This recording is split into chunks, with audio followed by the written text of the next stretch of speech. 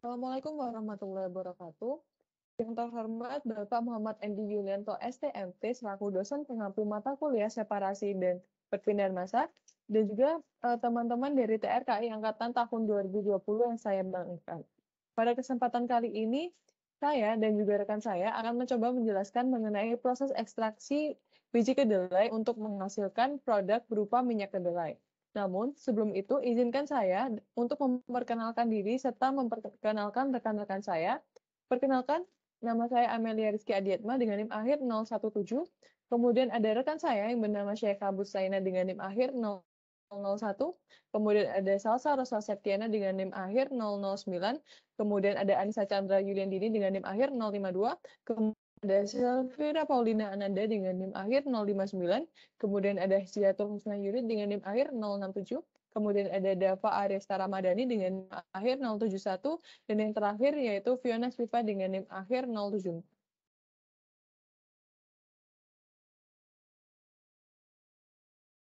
Baik, bagian pertama yaitu mengenai proses pendahuluan dari ekstraksi akan dijelaskan terlebih dahulu oleh rekan saya. Baik, yang selanjutnya itu mengenai pendahuluan proses ekstraksi yang akan kami bahas.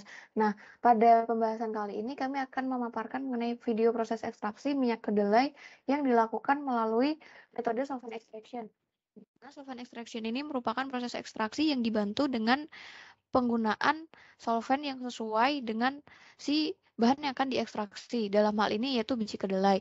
Nah, solvent extraction ini dipilih karena si biji kedelai ini mengandung sedikit kandungan minyak kedelai, dan kebetulan si solvent extraction ini memang cocok digunakan untuk ekstraksi ekstraksi bahan yang memang mengandung sedikit kandungan zat yang akan diekstraksi. Nah, dalam hal ini yang akan kami ekstraksi adalah minyak kedelai dari biji kedelai, dan solvent yang digunakan yaitu N-heksana. Dan pada prosesnya akan terdiri atas 3 tahap utama, yaitu pre-treatment atau proses pengkondisian biji kedelai sebelum dilakukan proses ekstraksi, lalu proses ekstraksi untuk proses kedua, dan yang terakhir yaitu proses pemurnian atau purifikasi dari si minyak biji kedelai yang sudah didapatkan. Nah, untuk videonya yaitu kami menggunakan video solvent extraction planter ton per day soybean oil extraction yang diupload oleh Doris Tang. Nah, untuk videonya sendiri yaitu pada berikut ini.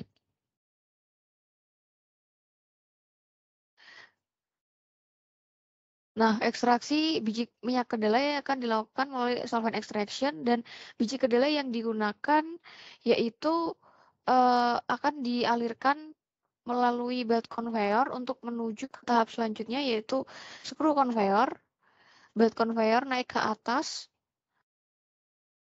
untuk mendistribusikan si biji kedelai menuju ke screw conveyor atau conveyor ulir. Nah, di dalam screw conveyor ini akan terjadi proses pendistribusian biji kedelai untuk menuju ke tahap selanjutnya. Terjadi pemisahan si kulit ari dari si biji kedelai itu.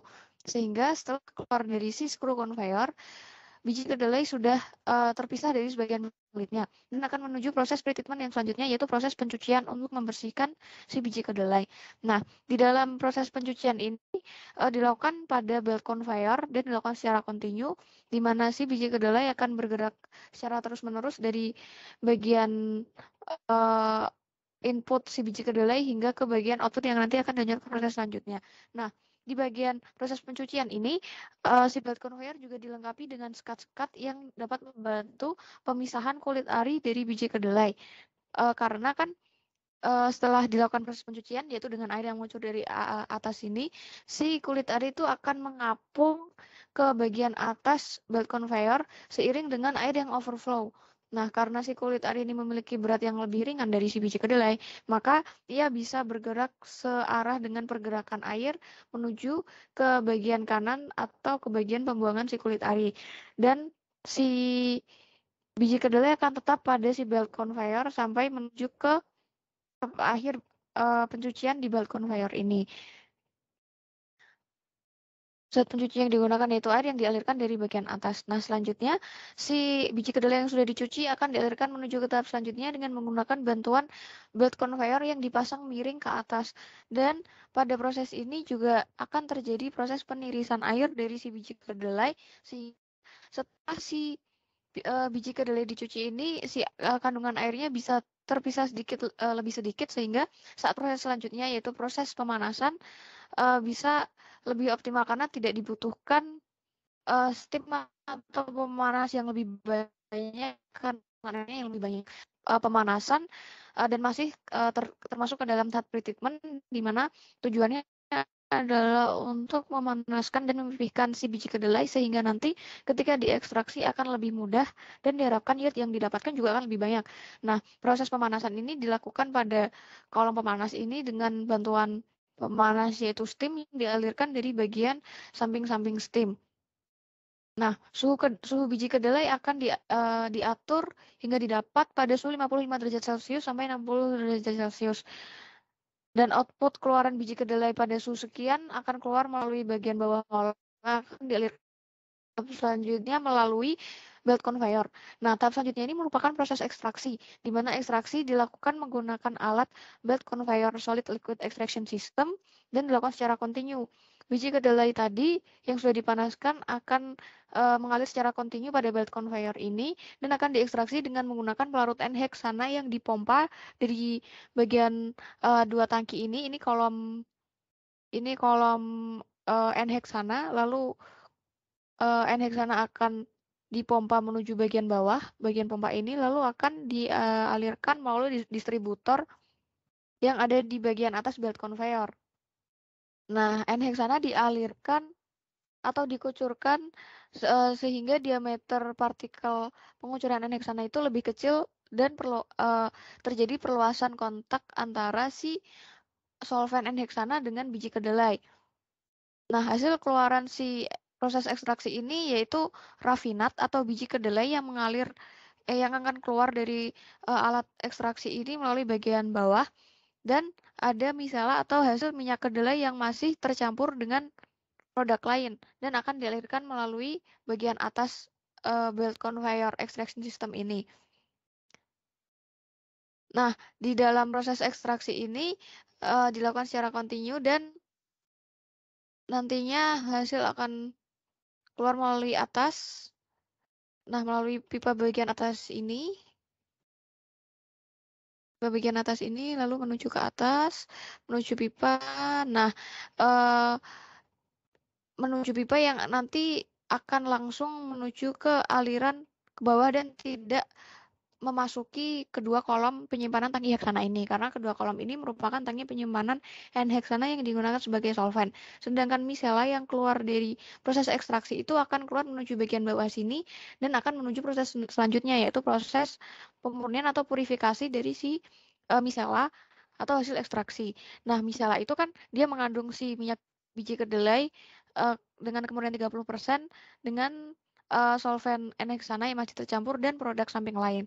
Nah, untuk pemurnian tahap pertama yaitu sentrifugasi, yaitu proses pemurnian yang dibantu dengan proses pengadukan dan gaya sentrifuge atau gaya putar sehingga nanti si minyak kedelai itu dapat terpisah dari si solventnya, tapi belum sampai terpisah sepenuhnya karena nanti selanjutnya hasil dari sentrifugasi itu akan masih dilanjutkan proses pemurnian selanjutnya dan akan dipompakan ke bagian atas untuk menuju heat exchanger sebelum memasuki evaporator yang akan dijelaskan oleh rekan saya.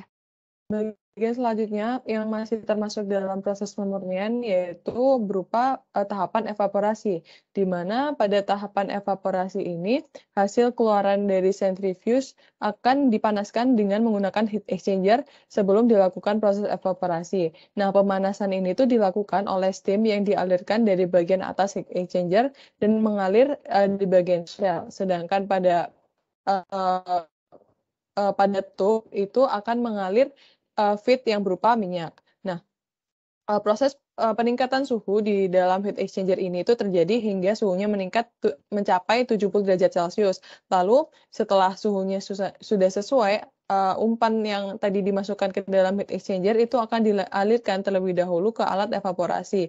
Di sana minyak akan dipisahkan berdasarkan titik didihnya dari pelarut, di mana pelarut yang digunakan itu memiliki titik didih lebih rendah yaitu 69 derajat Celcius dari minyak yang mana minyak itu memiliki titik didih 170 derajat Celcius. Nah, dengan adanya perbedaan titik didih tadi, pelarut yang nilai titik didihnya itu lebih rendah akan menguap terlebih dahulu, sedangkan minyak dari hasil evaporasi akan melalui tahapan evaporasi kedua agar didapatkan hasil yang lebih murni.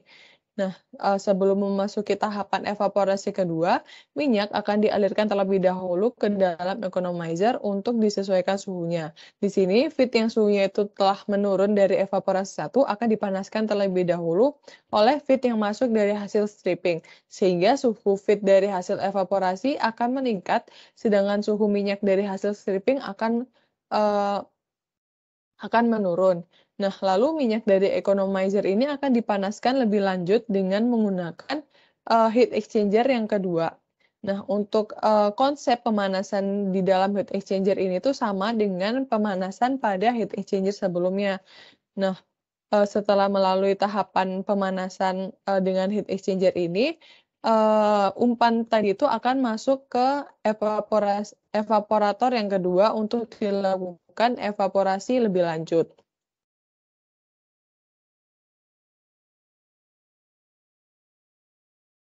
Nah, setelah dilakukan proses evaporasi yang kedua, hasil keluarannya itu akan masuk ke tahapan stripping, di mana pada stripping ini itu akan terjadi kontak antara fluida cair minyak dengan fluida gas, dan fluida cair minyak itu akan membentuk lapisan tipis di mana dari disk baja tahan karat, lalu minyak akan di-stripping mencapai konsentrasi yang lebih murni.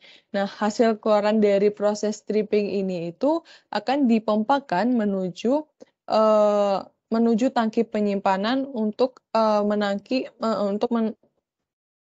untuk menampung sementara hasil keluaran dari proses ekstraksi.